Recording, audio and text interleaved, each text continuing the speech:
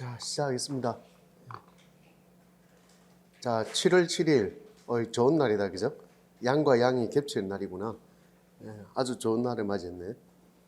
금요일. 그래서 아침에 라디오 듣고 오니까 그러더라. 문자 메시지 777에 찍히는 사람들, 순서에 오는 사람들에게 선물을 주겠다. 이런 이야기를 하는데, 내가 왜 갑자기 77이지? 하는 생각을 했다고요. 오늘 날짜가 보니까 7월 7일이구나. 그래서 77이었구나. 지금 깨닫게 되는구나. 7월 문학 개강이다, 그죠? 시작하도록 하겠습니다. 작년에 일정을 내가 적어 놓은 걸 또 메모를 확인해 봤거든요. 해보니까 마지막 주에 몰리니까 해야 될 거는 많이 남아 있고, 마지막 주에 몰려서 내가 6시간을 수업을 했더라고, 금요일에. 그런 기억이 있습니다. 그래서 분명히 이걸 진도로 다 못 될 텐데 내가 작년에 어떻게 했지 궁금하잖아, 왜, 그죠? 그래서 찾아보니까 그리 돼 있더라고요. 그래서 그 당시 기억을 떠올려 보니까 마지막에 여러분들 그룹 스타디는 끝까지 밀렸던 기억이 나고, 어쨌든 나는 내가 할 길 가겠다, 끝내야 될 거 아니야 라고 하면서 6시간 밀어붙였던 기억이 납니다. 그렇게 해서 마무리 지었던 적이 있습니다. 이 말을 왜 하느냐면, 그 작년까지 한 자료에서 올해는 또 가장 근래의 기출문제가 다 포함되었으니, 거기에서 아무리 빨리 한다 하더라도 1시간 더 늘어날 가능성이 높죠, 시간이. 그죠? 그래서 생각해 보니까, 이걸 끝에까지 가서 이제 밀릴 게 아니고, 조금 당겨서 어느 시점부터는 그냥 하루에 4시간씩 하는 것도 괜찮겠다라는 생각을 하게 되었습니다. 그래서 그게 언제가 될지는 모르겠으나, 여러분의 각오가 중요한 게 아니고 내 각오가 중요하니까, 나의 각오가 중요하다고. 나는 1시간 더 하는 것도 정말로 힘들거든요. 내 마음이 진짜 진정성 있게 각오가 돼야만이 가능한 이야기입니다. 여러분들 생각할 때는 뭐 3시간이나 4시간이나 무슨 상관이야 싶지만 나는 그렇지 않아요. 그래서 어느 시점이 되면 아마 그렇게 바뀌지 않을까 하는 생각이 듭니다.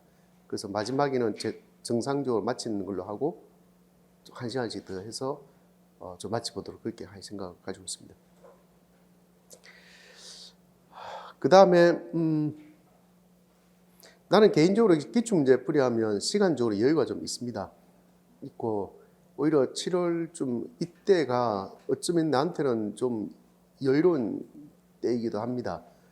상대적으로 좀 그런 게 있어요.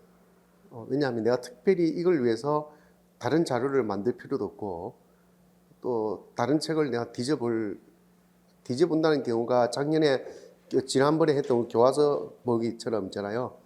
내가 보지 않았던 것을 새로 봐야 될 이유를 못 느끼기 때문에 상대적으로 좀 그렇다는 거죠, 그죠? 그렇게 생각하면 이제 마음의 여유가 있기 때문에 좀 편하겠다고 생각이 들 수 있잖아요, 왜, 그죠? 근데 기출문제 때 7일, 8일이 그렇게 편하지가 않아요. 내가 늘 어떤 생각을 하냐면, 이맘때부터 해서 모의고사 문제를 좀 차곡차곡 좀 만들어 봐야지라고 생각을 늘 하거든요. 근데 막상 기출문제를 예습하기 위해서 내가 쭉 오기 위해서 봐야 되잖아요, 왜, 그죠? 한번 쭉 넘겨보면 맨날 새로 봐야 될 것 같다는 생각이 들어요. 늘 그런 충동, 그러면서 뭐랄까, 왜 이렇게 항상 봐도 모르겠지? 이런 느낌 있잖아요, 그죠? 그런 생각을 늘 떨쳐버릴 수가 없습니다. 이게 나만 그렇게 생각하는 건지 여러분은 뭐 잘하기 때문에 자신감인지 그런 잘 알 수가 없으나 나는 그래요. 그래서 맨날 새로 봐야 됩니다. 나는 어제 늦게까지 사실 오늘 문학하는 거 다 보고 갔거든요. 진도 나갈 게 이 정도까지 나가지 않을까 하면서 처음부터 끝까지 다 읽어봤단 말이거든. 근데 그렇게 안 읽어보면 뭐랄까 생각이 안 나요. 문제를 봐도. 이 말은 내가 이런데 하는 말이 뭐냐면 이거죠. 20년 전에도 나는 그랬던 기억이 납니다. 15년 전에도 그랬고 10년 전에도 그랬고. 그러면 이 문제들 중에서 내가 적어도 20번 푸는 것도 있을 것이고 강의를 했던 것도 있을 거고, 맞죠? 그 다음에 한 번 강의한 것도 있겠죠. 작년 같은 경우에, 그죠? 그런데도 다시 봐야 돼. 근데 여러분이 내만큼 많이 봤을까? 안 봤을 거라는 생각이 들어요. 그죠? 난 사실 제일 자신 있게 내가 하는 게 교과 교육만큼은 더 자신 있게 보거든요. 근데도 그것조차도 난 전부 다 처음부터 끝까지 다 봅니다. 내가 목요일 강의 있으면 월요일, 화요일, 수요일 중에 하루는 무조건 처음부터 끝까지 내가 다 다시 봅니다. 문법도 마찬가지입니다. 처음부터 끝까지 다 봅니다. 그리고 한 번도 내가 보지 않고 강의에 들어오질 않아요. 다시 본단 말이죠. 이 이야기를 하는 이유는 어제도 여러분들 OT 할 때 내가 그 이야기 했죠. 여러분들이 기출문제를 풀어야 한다면 이미 두 번 정도 풀었고 7, 8월까지 다 끝나는 말만 적어도 한 3번 정도 풀지 않겠느냐라고 이야기했을 겁니다만은, 그리고 또 나는 그조차 여러분들이 부족할 거라는 생각을 늘 하거든요. 부족할 것이다. 그리고 진짜 자기가 문제를 풀면서 자신감 있게 이 문제의 답은 이 정도 되지 않을까라고 생각하면서 문제를 접근하는 사람이 몇 명 정도 되겠느냐. 그닥 그렇게 많지 않을 거라고 생각하거든요. 그래서 내가 어제 그 이야기 했습니다, 여러분한테. 기출문제 답이 만약에 썩 마음에 내키지 않는다 하더라도 이 사람이 합격한 사람이다. 맞잖아요, 그죠? 그러니까 여러분들은 아직도 합격해야 되는 과정에 있는 사람들이기 때문에 물론 그렇게 해서 합격하고 난 뒤에 최종적으로 여러분들이 쓴 답하고 여기 있는 답하고 비교했을 때 여러분들 답이 좋다면 여기 있는 답들을 보면서 에이 뭐야 이렇게 이야기할 수 있는지를 모르겠으나 적어도 공부하는 과정에 있어서만큼은 한없이 겸손해진다는 이야기를 했잖아요. 그죠? 왜냐하면 아직 여러분들 합격하지 못했고 여기 있는 답들은 합격한 사람들의 답이기 때문에 그런 생각은 있습니다.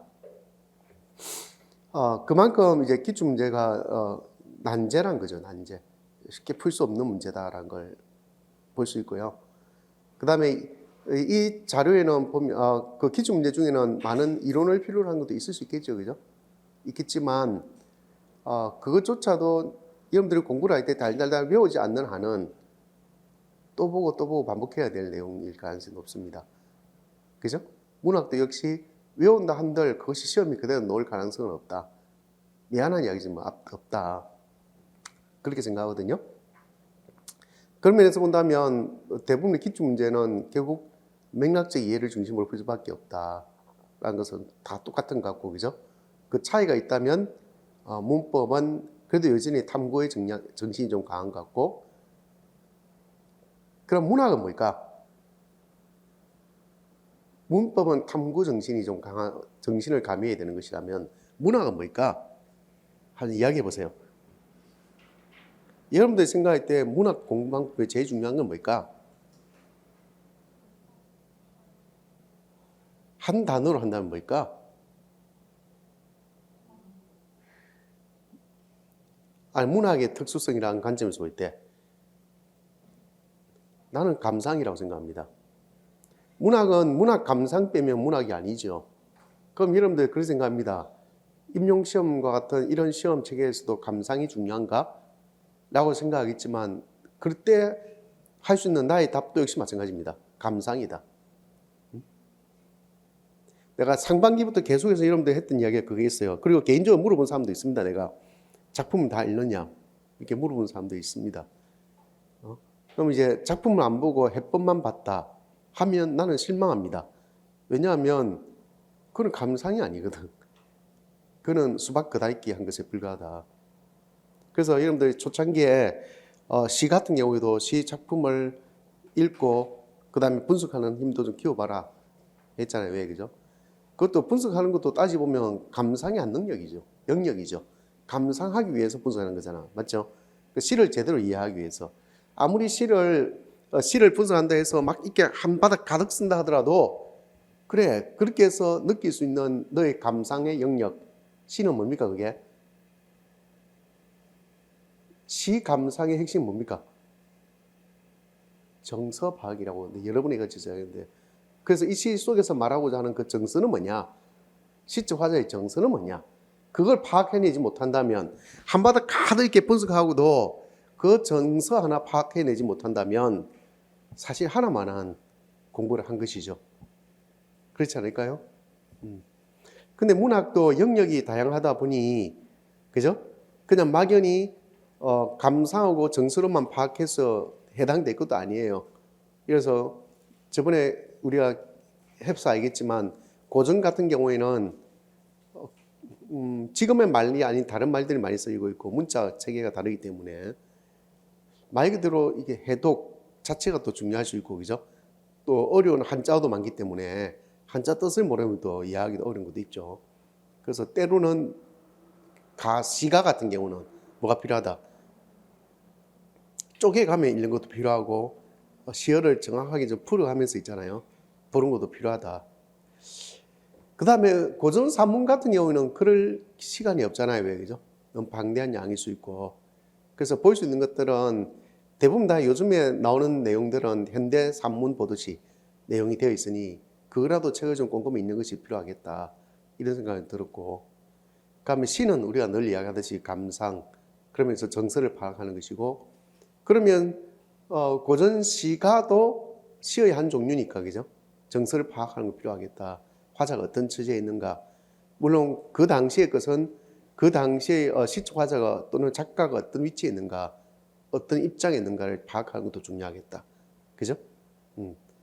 근데 현대시 같은 경우에는 오히려 작가는 어떤 입장에 있는지를 파악하는 것이 그 시를 이해하는 데 도움이 안 되는 건 아니나 그게 필수 요소가 될 수는 없거든요.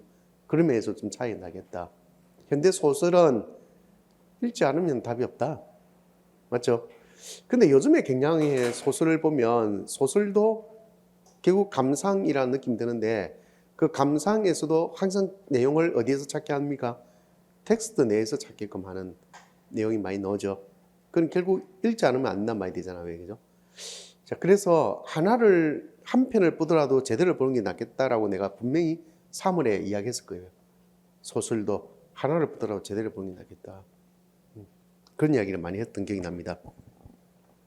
갑자기 감상력에 대한 이야기, 감상이 필요하다는 이야기를 하는 이유는 뭐냐면 아직도 시간은 있으니 여러분들이 차후에 작품을 선정하고 봐야 될 거리를 찾는다면, 계속 공부할 거리를 찾는다면 앞으로 볼 것들에 대한 이해는 좀 감상에 초점 맞춰서 좀 보는 게 어떨까 하는데 무게를 두기 때문입니다. 왜 이런 이야기를 하냐면 이미 6개월 동안 우리는 1, 2월에 시했죠. 3, 4월에 현대 소설에 그죠. 그럼 5, 6월에 고전 시가 산문했잖아요. 왜 그죠? 물론 장르마다 이제 강조점을 좀 달랐지만 그렇게 오랜 기간 동안 했고 또 거기에다 여러분들 매주 또 공부해야 될 분량 한 8, 9작품씩은 늘 올려줬잖아요. 왜 그죠? 계속 꾸준히 공부해 왔고 심지어 문제도 만들고 그러니까 문제도 풀이도 해보고 그죠? 많이 했단 말이야. 그 정도 공부했으면 이제는 그 위에 걸 뭐 특별히 공부할 필요가 있는가 하는 싶을 정도로 많이 했다는 걸 알 수 있습니다.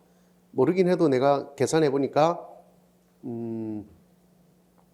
여러분들이 여태까지 풀었던 문제도 7, 8월까지 끝날 때까지 생각해 본다면 기수강생들의 기출 문제 있잖아요. 그죠? 그것만 하더라도 거의 한 200문제 가까이 접근하지 않을까? 맞잖아요. 근접하지 않을까? 8월 끝났을 때는. 물론 뭐 앞으로는 새로 선정하는 작품에 대한 이해를 구하니까 그래서 그만큼 기수강생들의 문제가 존재하는지는 모르겠어요. 작품이 겹쳐지는지는 모르겠으나 어쨌든 계속 작품은 나오겠죠. 그죠? 문제는 나올 것이고 그럼 여러분들은 또 여러분들 나름대로 공부하는 것 하더라도 200문제 훨씬 넘어서지 않을까? 하는 생각이 들고요.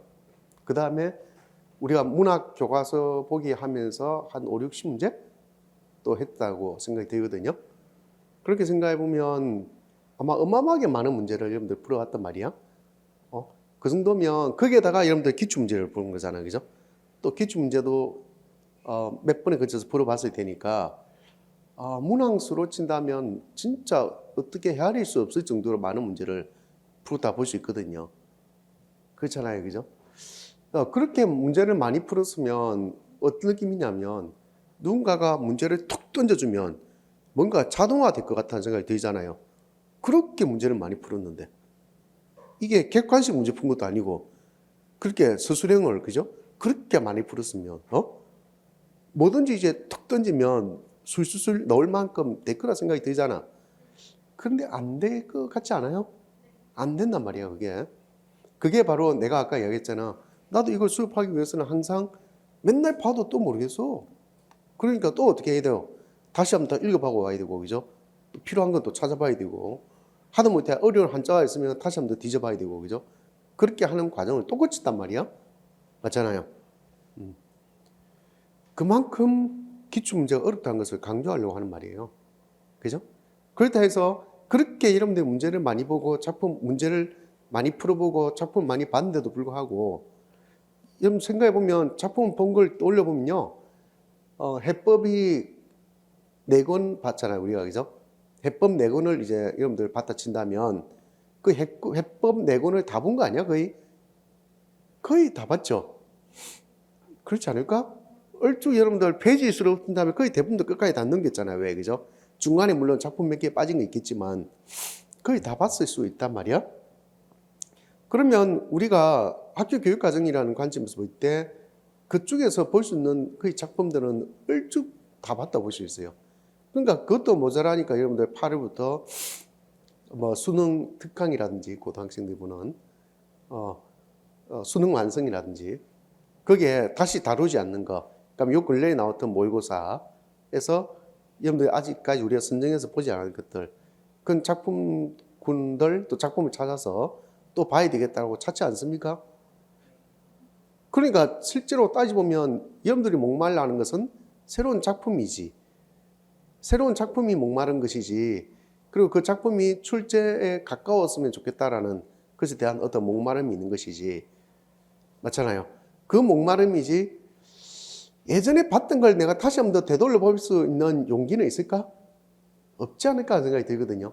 그만큼 많이 봤다고 볼 수 있습니다. 그렇지 않아요? 그럼에도 불구하고 문제를 탁 던져 놓으면 여전히 자신감은 없다. 그죠? 하는 생각이 좀 들거든요. 자, 그럴 때 우리가 생각할 수 있는 게 또 역시 처음으로 돌아와서 뭐냐면 감상력이 필요하다. 그죠? 그러면 왜 그런 게 있잖아요. 우리가 국어과는 사고 교과이면서 도구 교과이면서 방법 교과다. 그죠? 이 말이 무슨 의미냐면 왜 그런 거 있잖아요. 왜 국어과에서 과학 예술 분야 또는 인문 사회 분야의 텍스트를 읽어야 돼? 그게 국어 문제의 재료가 될 수 있느냐라고 물을지 모르겠지만 우리 국어과니까 그거는 재료가 되는 거잖아요. 왜? 그죠? 재료가 된다. 그러면 우리가 인문사회, 과학, 예술 모든 분야의 책을 다 읽어야만이 문제를 푸는데 도움 되느냐? 그거 아니란 거죠. 그죠? 그럼 우리는 뭘 익히는 겁니까? 그럴 사고를 익히는 거죠. 그럴 수 있는 사고를 익히는 것이고 그럴 수 있는 방법을 익히는 거다 볼 수 있잖아요. 왜? 그렇잖아요. 뭔가 내용을 이해하는 방법을 익히는 거라 볼 수 있거든요.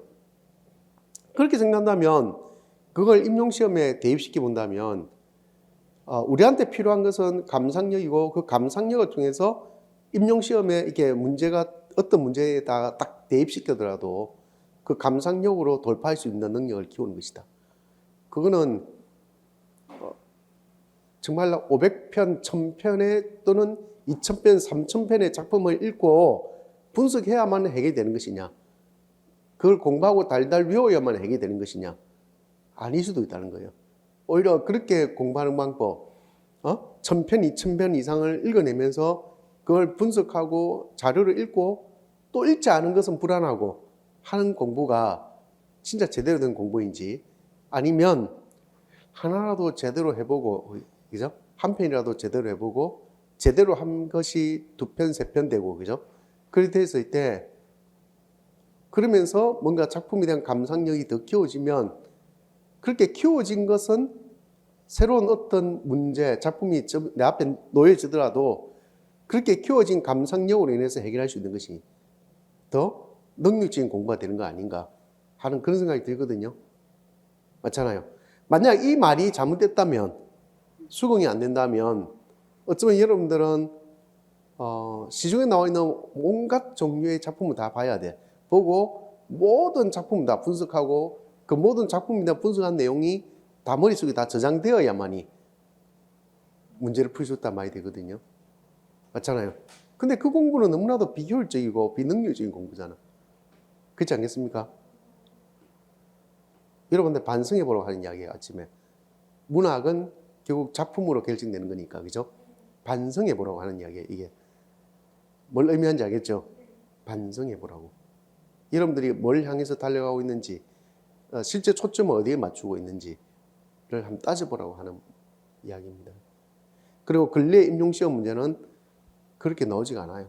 아마 그렇게 나오지 않는 근저에 좀 전에 내가 이야기하는 것이, 그것에 대한 문제인식이 문제를 출제한 사람들 머릿속에는 반드시 있을 거다라는 생각을 합니다.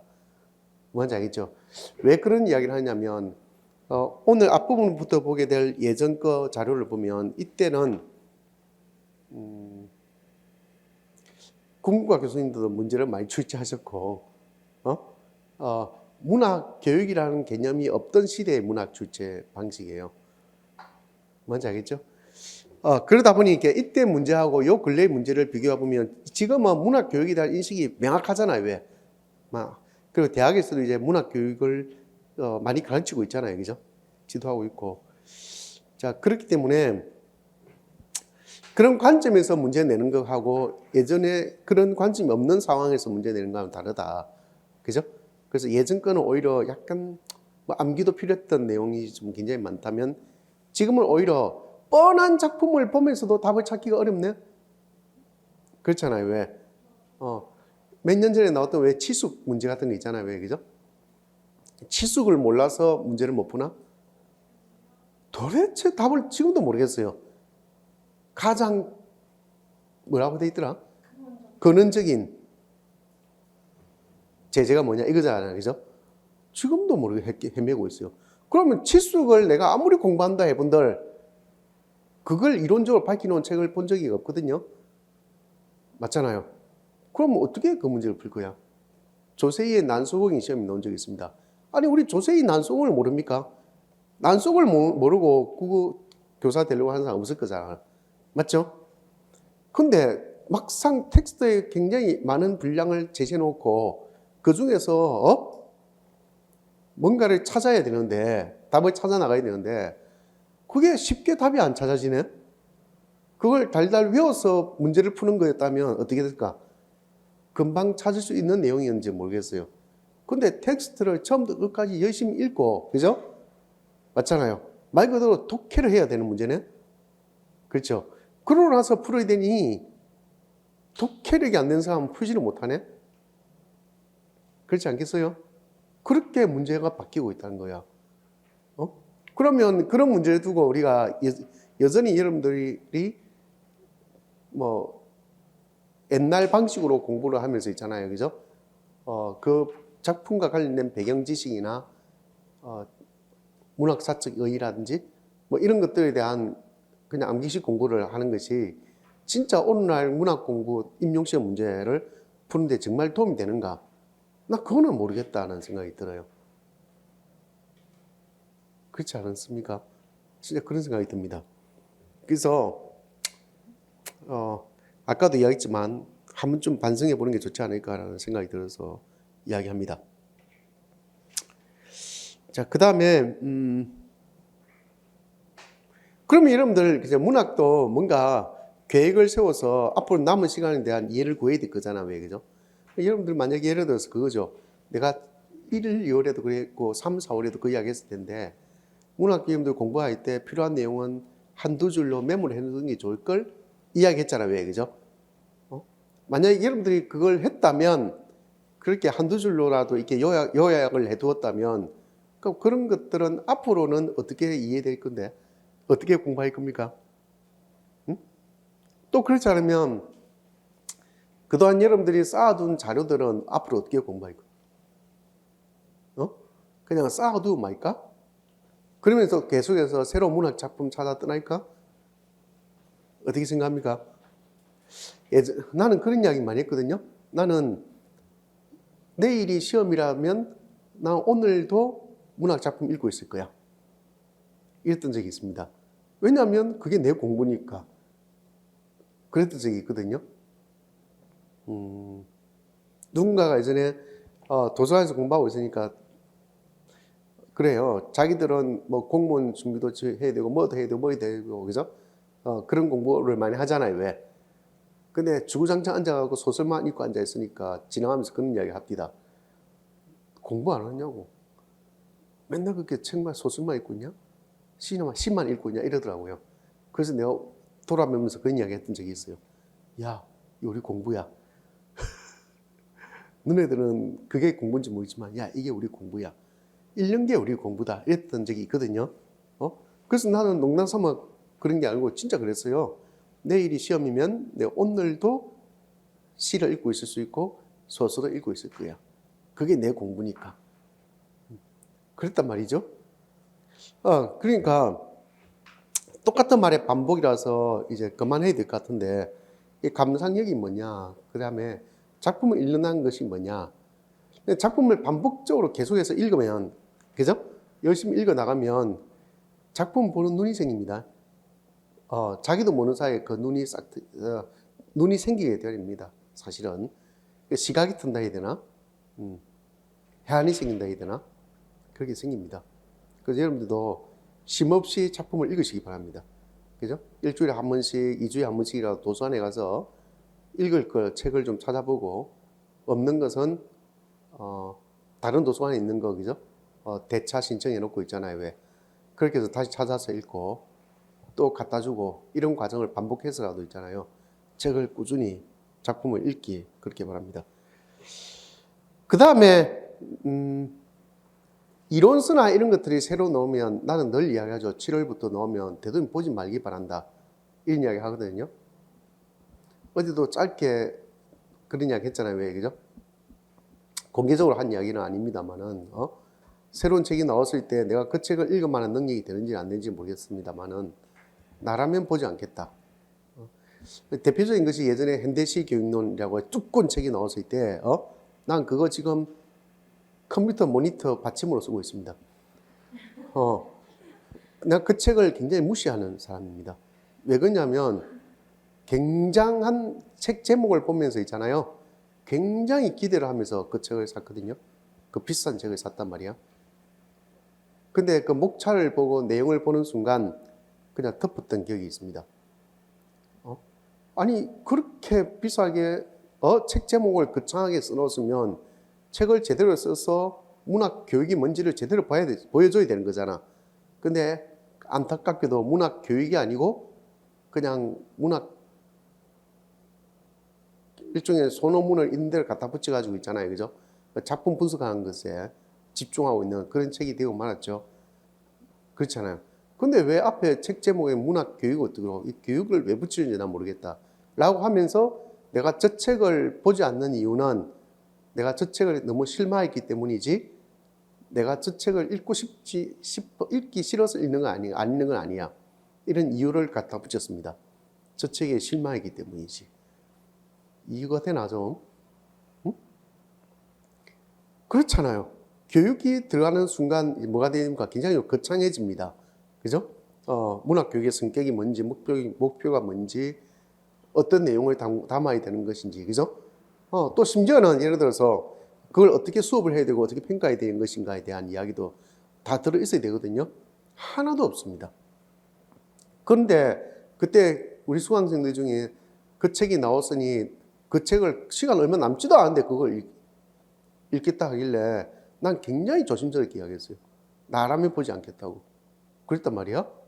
근데 그걸 또 꾸역꾸역 봐요. 그래서 내가 머릿속에 생각을 해봤거든. 내가 생각을 해봤어요. 시가 보통 몇 문제 나오지? 임용시험에? 이야기해보세요. 보통 시가 몇 문제 나올 것 같아요? 아니, 여러분들 32점이잖아요. 문학이 32점이면 영역이 4개잖아요. 그럼 뭐 최대한 많이 넣어봐야 몇 문제예요? 48, 32 맞잖아요. 100점이 8점이란 말 아니야? 100점 8점이면 중세 국어와 똑같아요. 그렇잖아. 뭘 계산하고 있어요, 여러분들? 이거 분석이 전혀 안 되고 있네. 그러면 내가 그 책이 굉장히 두꺼운 그 책을 내가 읽을 때 소비되는 시간이 너무나도 많잖아. 그리고 그걸 내가 이해할 시간은 사실 부족하고, 거의 불가능하다 볼 수 있잖아.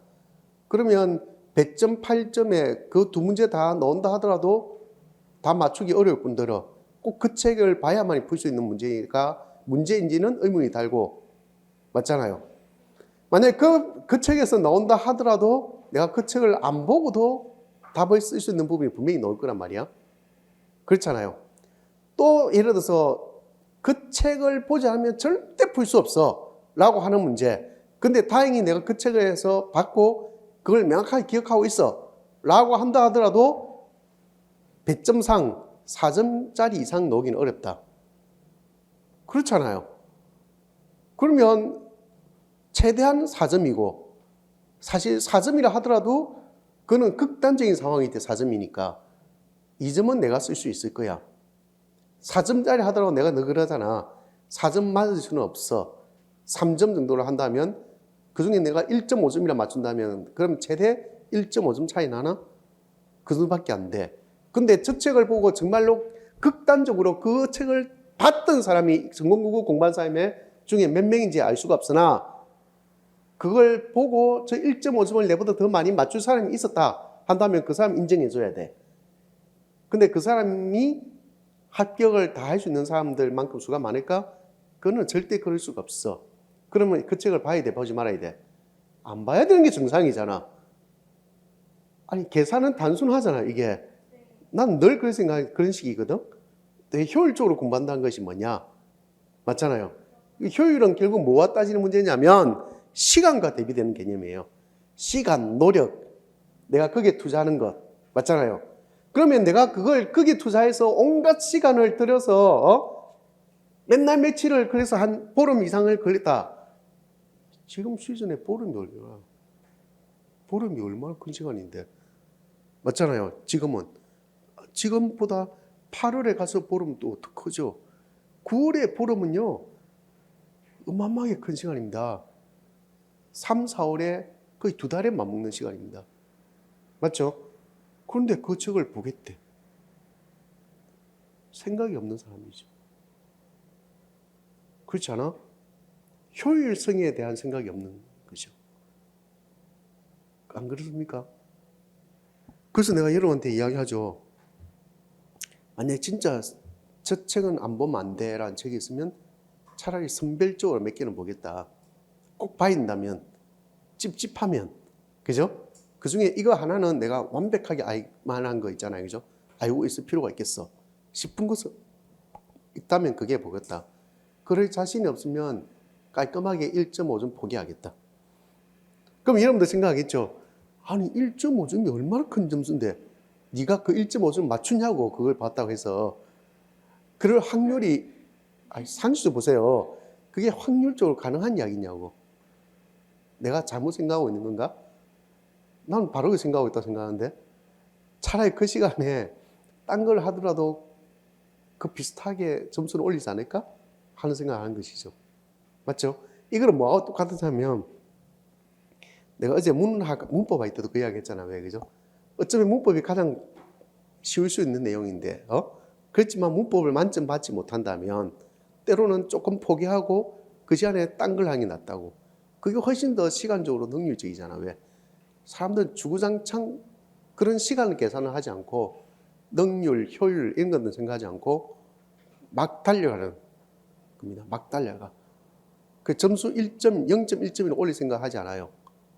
점수는 생각하지 않습니다. 내가 전에도 이야기했죠. 계산해 보면 합격이 얼마나 쉬운 점수인지. 포기를 하면 굉장히 좋은 성적을 올리기 좋아요. 포기를 하면. 그렇지 않습니까? 왜? 여러분들 수학 문제를 풀고 있어요. 수학 문제를 푸는데 잘 풀고 있다가 32번이 막혔다 치자. 31번이 막혔는데 될 것 같은데 해서 그 문제 자꾸 자기도 모르게 푹 빠져버렸어.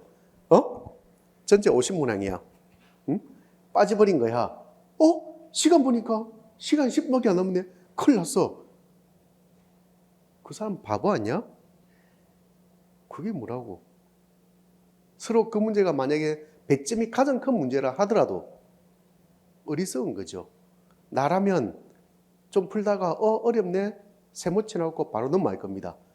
그리고 뒷부분 해결하고 시간이 없으면 깔끔하게 그 문제 포기. 시간 조금 있으면 그 문제 말고 딴 거 내가 풀만한 거 중요도나 안 가면 풀 수 있는 거 선택해서 그게 조금 끄적이다가 깔끔하게 포기. 내라면 그러겠네. 그럼 내가 그 어려운 그 문제를 안 풀었다 해서 누가 나한테 뭐라 합니까? 그 안 풀었다 해서 나를 그것 때문에 떨어뜨립니까? 누가 성적이 더 높으냐 더 중요한 거 아니야?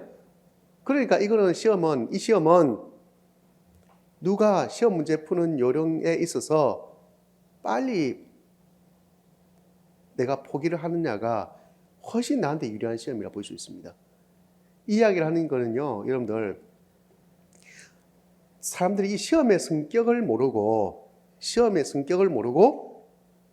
그냥 아무 생각 없이 공부하기 때문에 미안하지만 과락도 못 넘기는 거예요. 나는 개인적으로 그렇게 생각하거든요. 이렇게 이야기하는 이유가 있습니다. 내가 참사랑에 올라와서 내가 댓글을 요 며칠에 폭풍 달아줬다 했잖아요. 왜? 아무 생각 없이 공부하는 사람이 너무 많아요. 진짜. 너무 안타까워 죽겠습니다. 아무 생각이 없어요. 응? 그런 안타까운 생각이기 때문에 또 쓸데없는 이야기도 하고 있구만. 자, 기출문제 볼 때 내가 아까 시간상 부족하다 했잖아요. 그죠? 부족하기 때문에 4시간 정도를 나갈 수 있는 부분이 있을 거니까 그때 가서 또 다시 이야기하는 걸로 하고요. 그러면 논술형이라든지 객관식은 배제한다라고 어제도 이야기했습니다. 빼놓고 가겠습니다. 그 중에 이제 일본에 여러분들이 풀어보면 좋은 내용도 있으니까 나도 보다가 저 정도는 봐야 될 것 같지 않나 싶은 게 있으면 같이 보도록 그렇게 하겠습니다. 그걸 빼놓고는 되도록이면 처음부터 끝까지 다 보는 걸로 이렇게 하겠습니다.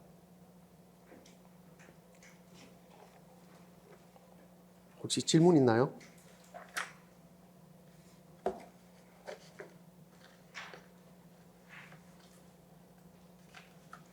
자, 이 책의 목차는요,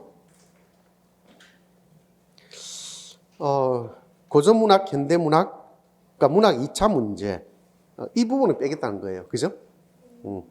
그 당시 이제 객관식이 있던 시대의 2차 문제였거든요. 그 다음에 서답형 문제 이렇게 갑니다.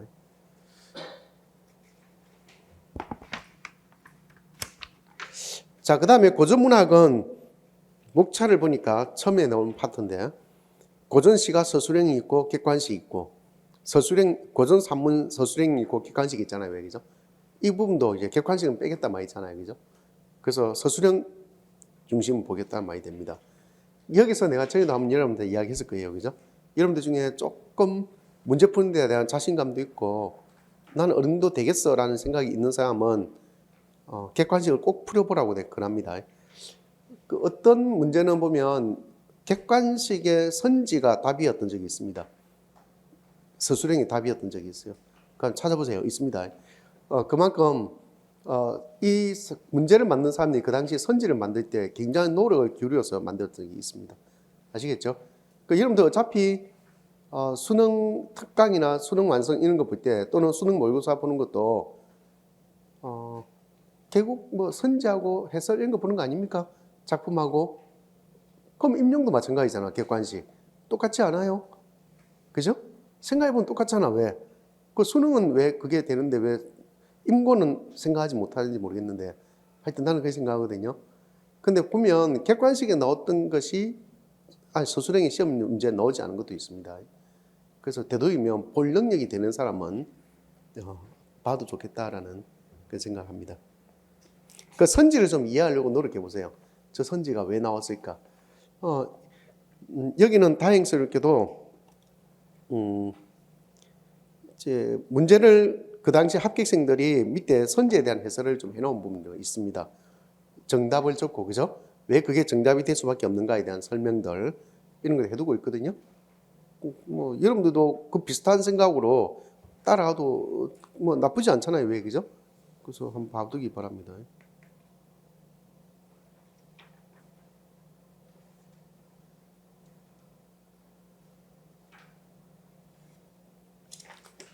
자, 그러면 앞부분부터 좀 보도록 하겠습니다.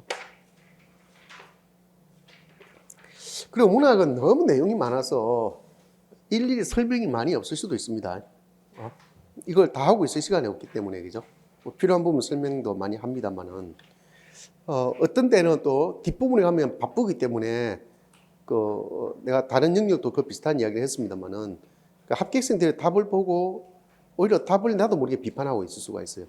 이 답에서 어떤 부분 잘못됐고 어떻게 써야 된다 이런 식으로 있잖아요, 그죠? 이야기하고 있을 수도 있거든요. 좀 불편하겠지만 그때 가서 그렇게도 진도를 뺀다는 것만 기억하고 있으면 될 것 같습니다. 자, 10쪽을 보도록 하겠습니다. 고전시 가서 수령 문제. 예전에 문제는 보니 작품명이 없다, 그죠? 작품명을 알아서 찾아야 되는 문제 같습니다. 그렇지만 이제 이 조건을 보니까 꿈에 한 사람이 날들어 니로 말이 나오니까 어디서 많이 본 듯한 느낌 들죠? 니런 말이 그대를 내 뭐라랴 상계 진선이라 황정경 일자를 어디 그릇 읽어두고 인간에 내려와서 우리를 따로난다. 저건들 가지 마오. 이 술 한잔 먹어보. 북두성 기울여 창의수 부어내요. 저 먹고 날 먹거늘 서너 장 그으로니 화풍이 습습하여 양익을 추여드니. 난 개인적으로 이 부분을 진짜 좋아하거든요. 이 표현이 멋지지 않습니까? 소동파의 적백부와 관련되어 있는 내용이거든요. 우화, 이, 등선 많이 들어봤죠? 우화, 이, 등선, 그죠? 이 부분과 비슷한 기분을 느낀다라고 보셨습니다. 구말리 장공에 적이면 난리로다. 이 술 가져다가 사회에 고로 나나 억만장생을 다 취게 만들고 싶다 이거잖아. 왜 그죠? 그러니까 먼저 뭐 하겠다는 거야. 후에라고 돼 있으니까 그런 후에 그제야 고쳐마냐 또 한 잔 하자고야 돼 있으니까 먼저 뭐부터 하고 싶다는 거야. 선정을 베푸고 싶다 이거잖아. 그죠? 그러니까 이걸 우리가 줄여서 내자로 뭐라 그럽니까? 선우후락 이렇게 볼 수 있죠. 선우후락이라고 볼 수 있습니다. 그러니까 관동별국은 요 근래에 참 나오긴 했는데 얘가 그 문학할 때 내가 그런 이야기 했거든요. 예전에 유명한 작품들은 과거에 워낙 작품 많이 나왔잖아요. 시험에. 그죠?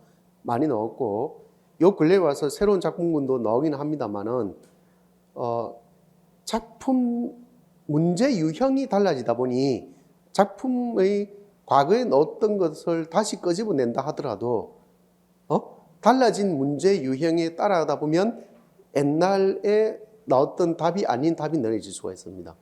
아시겠죠? 그래서 많이 알려진 고전시가나 산문 작품도 있잖아요. 왜 그죠? 이런 것들은 고등학교 시절에 많이 봤으니까 옛날 기출문제 나오고 많이 알려졌으니까 라고 생각해서 등한시 하지 마시고 그럴수록 오히려 더 감상력을 더 높여서 있잖아요. 그죠? 더 열심히 봐두는 게 오히려 도움이 됩니다. 그게 자신감이라고 볼 수 있습니다. 내가 적어 놓으면 무조건 맞춰 이런 거 있잖아요. 왜 그죠? 그 자신감을 키워보기 바랍니다. 자, 일단은 꿈에 한 사람이 늘려 했으니까 이는 꿈이잖아. 왜 그죠? 인몽한 상태라고 볼 수 있습니다. 그런데 저 뒤에 가보니까 공중옥소 소리에 어제론가 그제론가 라고 돼 있죠. 그죠? 나도 잠을 깨어 바다를 굽어보니 이 돼 있죠. 그러니까 내가 뭘 통해서 강몽했다는 거 알 수 있습니다. 꿈에서 깨었어요. 옥소리, 공중에서 들리는 뭐 소리, 옥소리 이런 것들도 다 벌써 예를 들어서 뭘 통해서 강몽했냐라고 해당되는 부분을 찾아라 이런 말이 나오잖아요. 왜 그죠? 만약 여러분들이 아무 생각 없이 공중 옥소 이렇게 답합니다. 미안하지만 답은 뭐가 돼요? 옥소리입니다. 알겠죠? 그렇게 해서 깨니까 깊이를 모르거니 가인들 어찌 알겠는가? 그렇게 꿈을 깨어서 바다를 보니까 어떤 느낌이 든다는 거예요? 야, 저 바다란 것이 깊이도 모르고 또 못한 거야. 끝도 알 수가 없네? 무슨 말인지 알겠죠? 라고 생각하면서 갑자기 누구를 떠올리게 된 거예요? 임금을 떠올리게 된 거야. 맞죠? 그러면서 명월이 전산만락에 안이 비친 데 없다. 이렇게 된 거죠. 그죠? 이 비슷한 느낌이 바로 뭐예요? 월인, 청강하는 거하고 좀 비슷한 느낌이죠. 맞죠? 월인 정관과 비슷한 느낌이라는 걸 알 수 있습니다. 그러면서 이제 내가 이 꿈을 꾸기 이전의 시대는 뭐 하고 있습니까? 자기가 관찰살로 와서 있잖아요. 왜 그죠? 관동 8기경을 유람하다 보니 자기는 관찰사의 소임을 맡기 위해서 왔는데 오히려 자기는 뭐 하고 있어요? 자연 완상을 하고 있네? 맞잖아요. 그러면 내가 관찰사의 소임이라고 하는 것은 어떤 책무감이잖아요. 왜? 그죠? 맞잖아요. 베스라치의 책무감이라 볼 수 있거든. 공직을 수행하는 사람의 책무감이라 볼 수 있고요.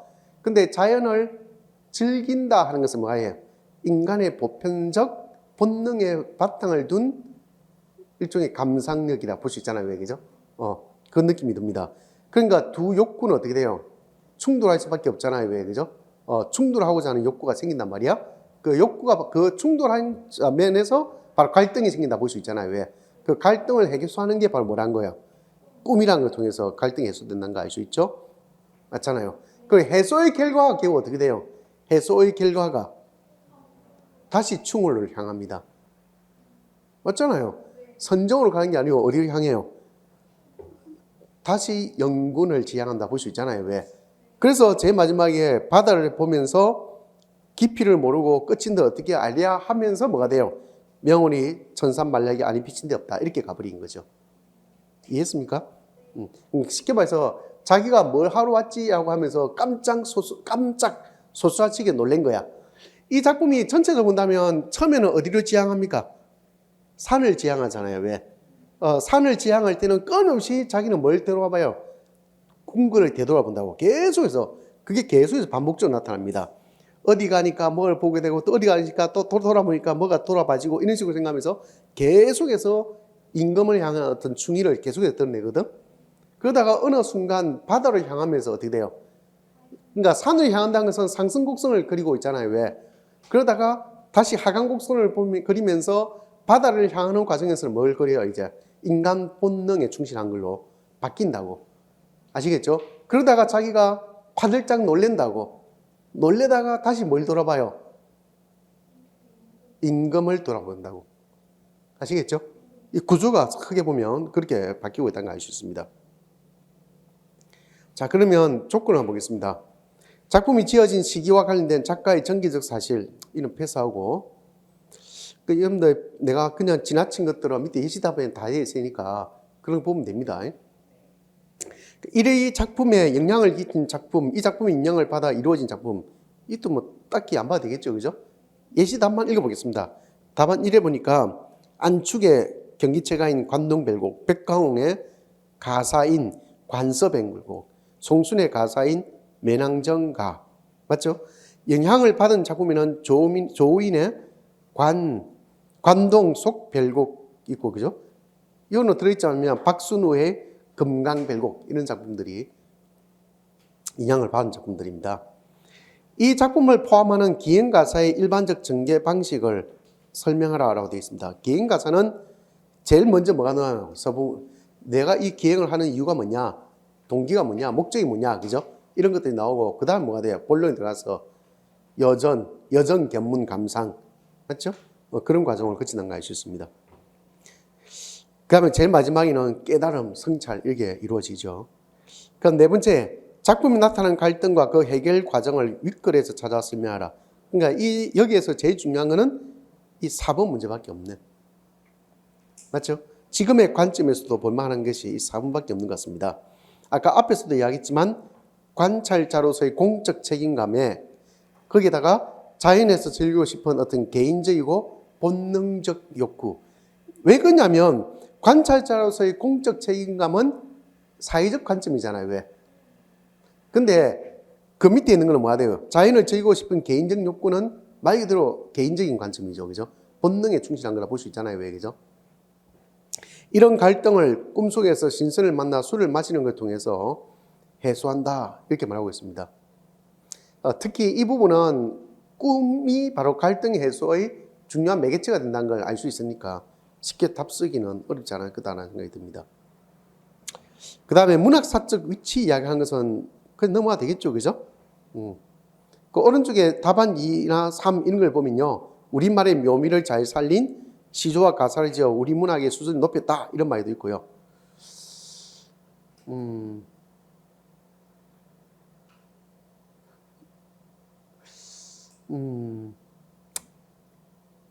박일로와 대비하라고 되어 있는데 이 제일 중요한 게 좀 빠진 것 같아요. 예시답에. 이 내가 작년에 이걸 두고 어떻게 이야기해 줬냐면 그런 이야기 했습니다. 작가의 체험적 생활상을 바탕으로 하면서도 뭘 했다? 단순한 사실만 기술하는 데 머무르지 않고 조화로운 세계 질서 속에 문화일체의 합의를 추구하는 드높은 서정적 정조를 이루고 있다. 이런 비슷한 이야기 했던 기억이 나거든요. 거기에 비해서 박일로는 이미 시기 자체가 17세기로 넘어간 시기잖아요. 왜 그죠? 그때는 이미 현실적으로 궁핍한 상황에 처해 있었기 때문에 오히려 서정적 기풍이 퇴조하고 비서정적인 내용들이 그 자리를 메우게 된다. 기억납니까? 그럼 다시 정리하면 박일로의 작품은 서정적인 기풍이 퇴조했고 비서정적인 내용이 자리를 메우게 되었다면 정철의 시조는 가사는 어떻게 된 거예요?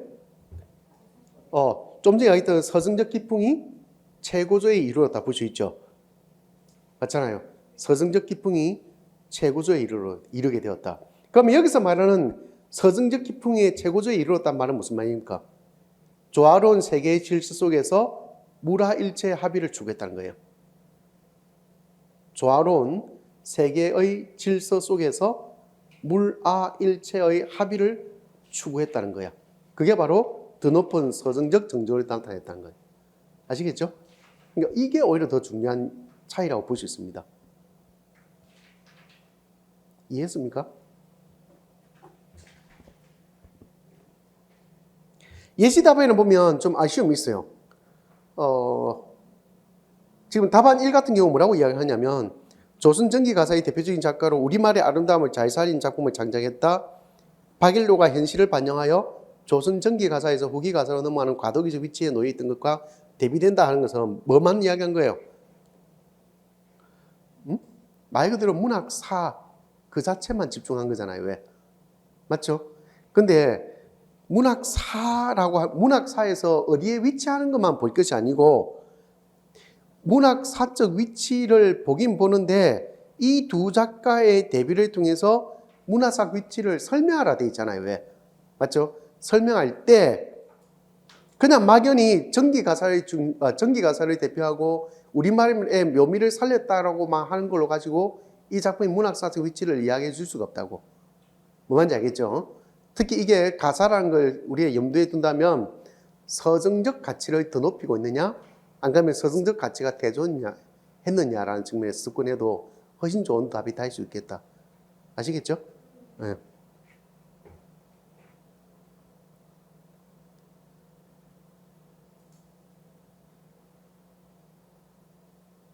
그 다음에 답안 2를 보니까 마지막 이런 말 하고 있어요.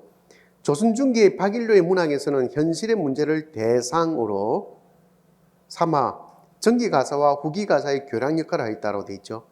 이런 말은 좀 조심스럽게 해야 돼요. 현실의 문제를 대상으로 삼았다는 말이 무슨 말이야? 그러면 그 앞에 놓는 정철의 관동별곡은 그냥 관념의 세계를 대상으로 삼았다는 거야? 아니잖아요. 왜? 그러니까 현실의 세계를 대상으로 삼았다는 것이 무슨 말인지 우리가 모르지는 않죠. 근데 그 현실이라는 것이 달랐다는 거예요. 이해됐습니까? 그러니까 정철이 살았던 정철의 고뇌 속에 들어있는 것도 현실이고요. 박일로의 가사에 드러나 있는 것도 현실이란 거야. 그죠? 그러면 둘 다 뭘 다루고 있어요? 현실의 문제를 다루고 있는 게 맞죠. 아니 문학작품에서 현실의 문제를 다루지 않은 게 어디 있어요? 아무리 모든 것들 다 관념 속에서만 다루나? 철학이야 이게? 그게 아니잖아요. 왜 그죠? 그 답 쓸 때 조심해야 될 게 바로 이런 부분이죠. 이해됐습니까? 만약에 현실의 문제를 다룬다 하더라도 그 현실이 어떤 현실인가에 대한 고뇌는 달아줘야죠. 차이를 달아줘야 돼. 이해했습니까? 왜냐하면 정철이 처해 있는 정철의 시대에 이런 사대부들에게 처해져 있던 현실의 문제와 박일로 시대의 이 사대부가 가지고 있는 현실의 문제는 어떤 거야? 다를 수 있다는 것이죠.